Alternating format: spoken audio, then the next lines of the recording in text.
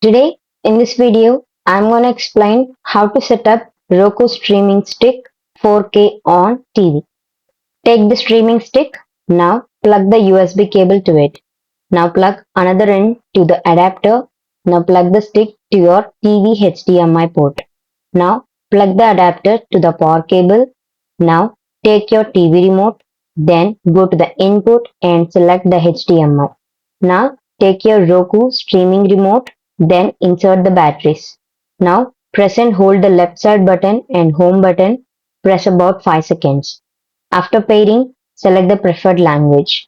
Then, then choose your Wi-Fi network and enter the password.